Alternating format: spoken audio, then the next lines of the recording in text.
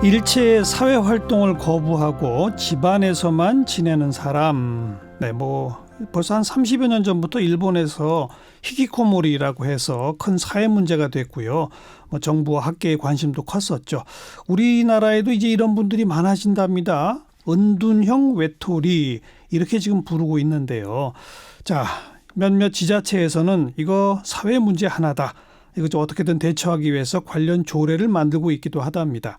이런 와중에 이 이른바 은둔형 외톨이들의 부모님들이 함께 문제를 좀 풀어보자 부모협회를 만들었다고 합니다. 한국 은둔형 외톨이 부모협회 공동대표를 맡고 계신 주상희 공동대표를 오늘 스튜디오에 초대했습니다. 어서 오십시오. 네, 안녕하세요. 네. 언제 만들어졌어요? 1월 11일. 어이구, 바로 얼마 3주 전이군요. 네, 됐습니다. 몇 분 정도 모이셨어요? 지금 한 40명 정도 있습니다. 40명? 네. 우리 주상희 대표의 자제분 중에 어느 분이? 우리 아들도 있는데 이제 막 탈출을 하고 있는 중이고, 오. 네, 다행히도. 탈출 중? 네. 아들 몇 살 정도? 지금 31인데요. 네. 몇 년이나 집에 있었어요? 집에 있는 지는 거의 12년. 네. 12년? 네. 이야. 그래서 작년, 재작년부터 조금씩 좋아지면서, 어. 네. 이제 저도 한결 마음이 좀 부드러워졌고요. 네. 네. 그래서 저처럼 이렇게 고생하는 엄마들이 있을 것 같아서 부모 모임이라는 거가 작년 2월 달에 생겼어요. 그래서 1년도 채 안 됐는데 예. 협회를 만들었습니다. 처음에 그냥 모임으로 몇 네네네. 분들 모이다가 네. 1년여 만에 협회로까지. 네. 네. 그 모이신 한 40여 명의 분들 한 분 한 분 다 사연이 구구절절하겠네요. 그렇죠. 그죠? 네. 청소년들도 있고. 14살짜리 아들 때문에 우는 어머니도 계시고요. 그다음에 중학생인 딸 때문에 어떻게 해야 되냐고 언니 하면서 저한테 전화 오시는 분들 계세요. 네. 지금 최근에는 점점 추세가 낮아지는 추세고요. 그다음에 제가 일본에 있을 때처럼 지금 초등학생이 등교 거부를 해서 집에 있는 아이들이 늘어나고 있어요. 우리나라에서도? 네. 주상희 대표께서는 일본 좀 오래 계셨어요? 저 5년 살았습니다. 일본에서? 네, 88년에 건너가서 공부하면서 있다가 자녀도 거기서 있었고. 예. 그때 80년대 후반 90년대 요때 일본에서 이 히키코모리 문제가 심각했던 때 아닌가요? 네, 그렇죠. 92년도, 93년도, 94년까지 일본에서 처음으로 이제 그 부동산 버블이 되면서 네. 대학생들이 졸업하고 50%가 취직이 안 됐어요. 그때 당시에 이제 비정규직이라든지 정상적인 취업이 안 된 친구들이 이제 프리타라 그래가지고 네. 프리랜서 아르바이트를 해서 생활을 하는 건데 그걸 다 합해서 프리터. 예. 예. 근데 그 사람들이 정규직을 못 들어가고 계속 나이 40 될 때까지 알바를 하면서 알바 인생으로 살다가 사는 거예요. 정규직이 이미 못 들어가고 나이가 넘어지면은 일본도 대학교 4학년 때 취업 활동을 하기 때문에 그때가 넘어지면 다른 루트를 통해서 들어갈 수 있는 케이스가 별로 없어요. 네. 그러다 보니까는 20년째 그냥 알바만 하면서 생활하는 사람. 그런 분들이 맥도날드 점장이 하루에 15시간씩 근로를 하는데 급여가 25만 엔. 10년째도 25만 엔. 이렇게 사는. 그런 식으로 취업난, 경제 버블의 붕괴. 네. 이게 갑자기 밀어닥친 게 몇 년씩 지나다 보니까 네. 그나마 아르바이트라도 하는 게 아니라 아예 그냥 집에 틀어박히는 경우도 생기게 된 겁니까? 그렇죠. 밖에 나갔다가 정규직에서 밀려나면서 집에 들어오는 사람들.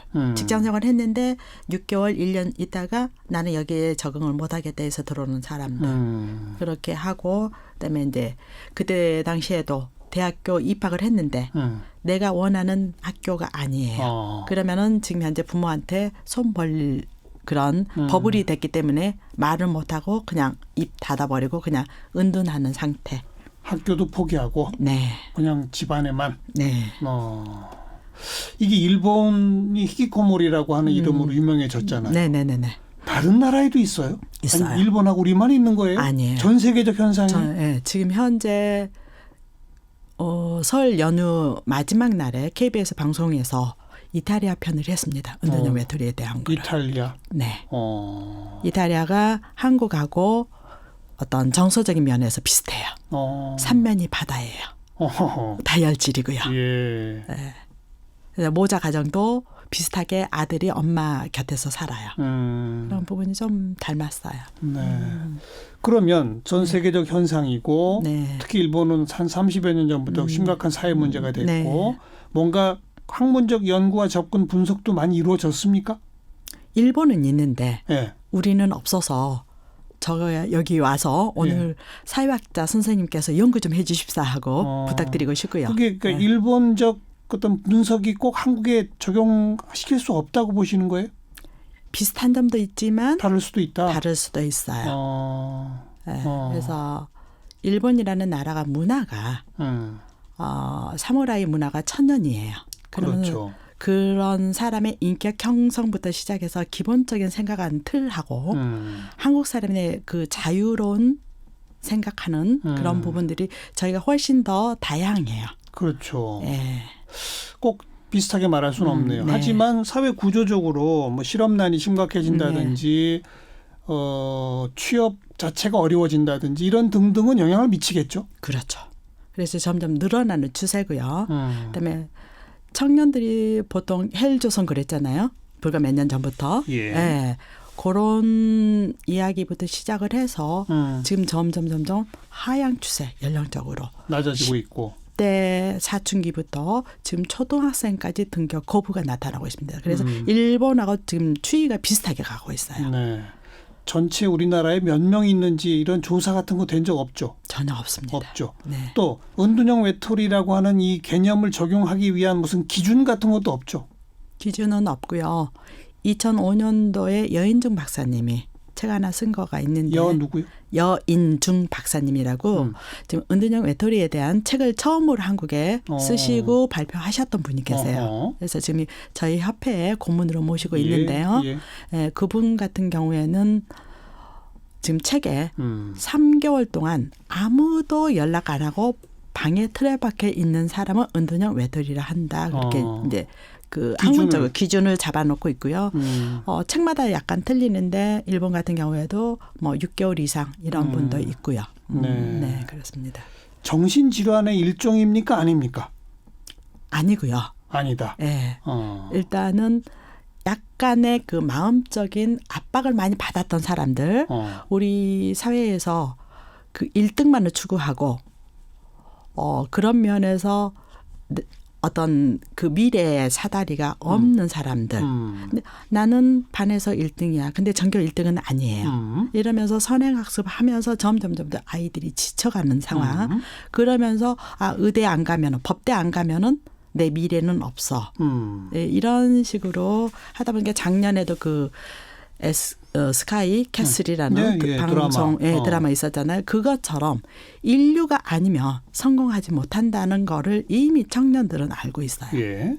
그리고 청소년들도 알고 있어요. 그게 두려워서 아예 안 나간다? 안 나가는 거예요. 저기까지는 너무 마라톤인데 힘들어요. 그리고 우리는 유치원에서부터 영어 회화를 하면서 선행학습을 해요. 네. 선행학습 하다 보니까 공부하는 기계가 돼버렸어요. 그러면서 아이들이 사람하고 만나서 인간관계 하는 줄은 몰라요. 그거를 배운 적이 없어요. 소통의 기술 자체를 배운 적이 없다? 네네네. 그러면 우리 크게 봐서는 학교 교육부터가 문제가 되는 거고 그다음에 고등학교 졸업을 했는데 기술직을 가고자 하는데 최근에 여러 가지 사건들 많이 있지 않습니까? 네, 그래서 구의역 사고라든지 이런 분들도 기술을 배워서 고등학교에서 독일처럼 마스터 제도가 있어서 그걸 가지고 평생 먹고 살 수 있으면 되는데 그거 보장이 안 돼 있어요. 첫째는 전부 다 어떤 다단계식으로 해서 비정규직이 너무 많아요. 네. 그러다 보니까 그런 분들이 지금 현재 최근에 김영균 씨 같은 경우에도 급여 책정이 400만 원이랍니다. 그분 한 달 급여가 그 발전소에서. 근데 중간에 어떤 노트가 통해서 본인한테 가는 거는 200만 원이 채 안 돼요. 그런 부분들. 그러니까 사회 구조적인 문제도 많이 있다고 저는 생각을 합니다. 지금 설명해 주신 걸 보면 뭐 누구는 1등인데 전교 1등은 못해서 뭐 누구는 비정규직이기 때문에 뭐 누구는 뭐 이렇게 원인은 매우 다르잖아요. 그렇죠. 다양하잖아요. 그런데 제가 단도직입적으로 정신질환의 일종입니까? 라고 여쭤봤을 때 아니라고 단정적으로 말씀하실 수 있는 근거가 있나요? 그거는 이제 그런 압박 속에서 이 친구들이 어쩔 수 없이 은둔을 하게 되고 은둔하게 되면서 사회생활을 밖에 자기가 외부를 차단을 했잖아요. 근데는 밖에가 궁금해요. 요즘에는 인터넷이 너무 발달돼서 밖에 내가 안 나가도 다 알 수는 있죠. 알 수는 있어요. 그래서 그거 하나의 채널이고요.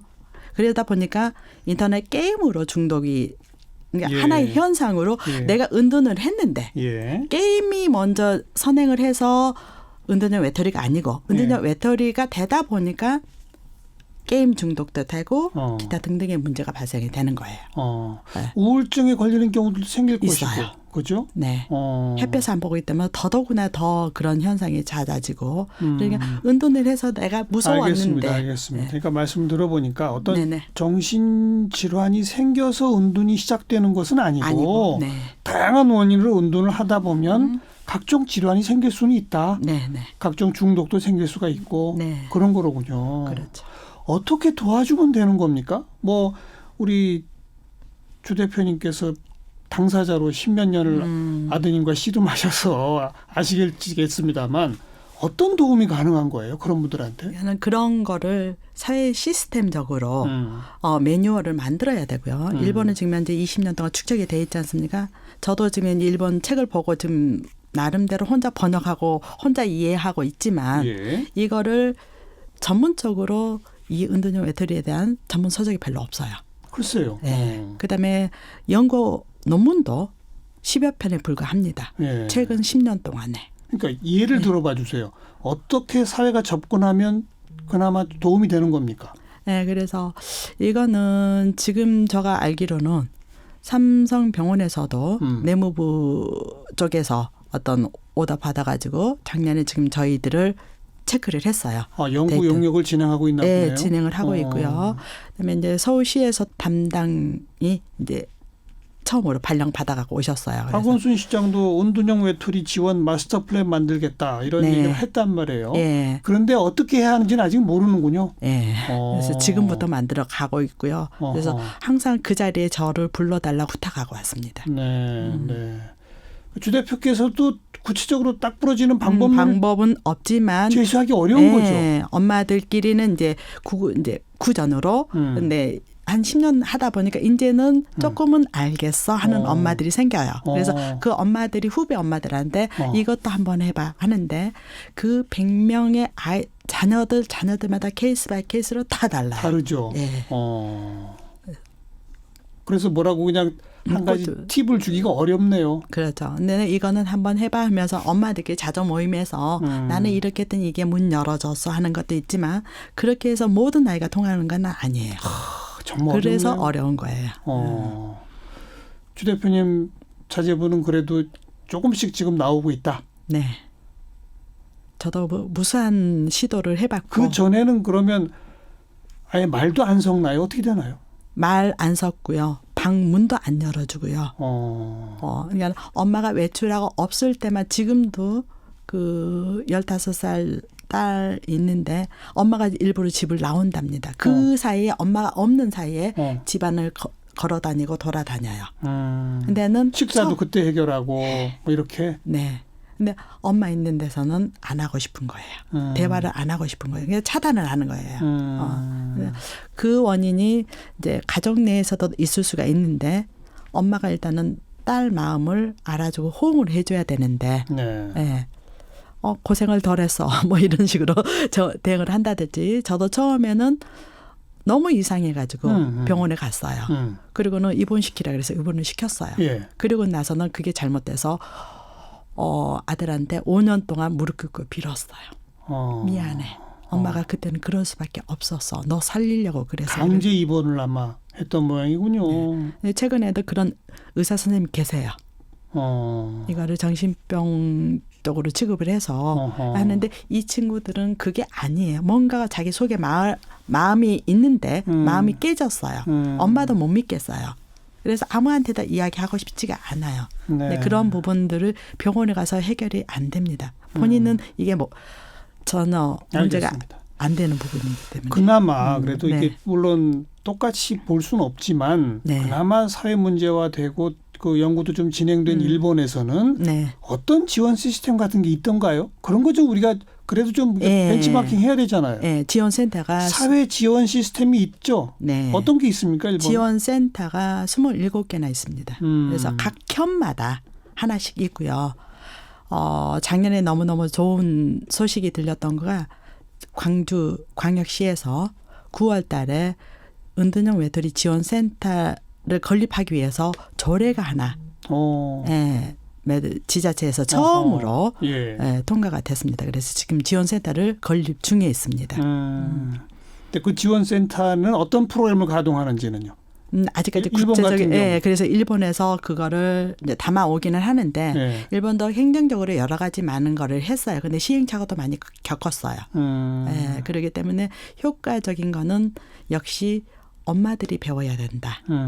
그렇게 해서 어떤 본인의 마음의 문을 열기 위해서는 누구도 마음의 문을 안 열어요. 이 친구들이. 네. 그 부분을 엄마들이 스킬을 배워서 조금씩 밖으로 나오는 그런 방향이 제일 낫다고 생각을 하고 있고요. 예. 그다음에 이제 전문가가 그 마음을 읽어서 나오게끔 해야 되는데 이것도 단실내는 안 됩니다. 한 번으로 안 되겠죠. 꾸준히 접촉을 해야 되겠죠. 네. 참 어렵네요, 그게. 어쨌든 분명한 것은 과거보다 많아지고 있다는 거죠. 네. 그리고 연령대도 다양한데 점점 어려지고 있다는 네. 거죠. 이거는 분명한 거죠. 네. 경험적으로 느끼신 바로는 네. 오죽하면 몇몇 지자체에서 이런 조례도 만들겠느냐 이거 아닙니까? 네. 다만 답을 한마디로 말하기는 어렵다. 네. 그러나 뭔가는 해야 한다. 네.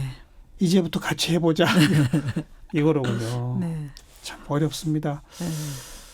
이런 게 이제 우리도 하나의 사회 문제다라고 하는 문제 제기로부터 말씀 듣겠어요. 한국 은둔형 외톨이 부모협회 주상희 공동대표였습니다. 오늘 고맙습니다. 네, 감사합니다.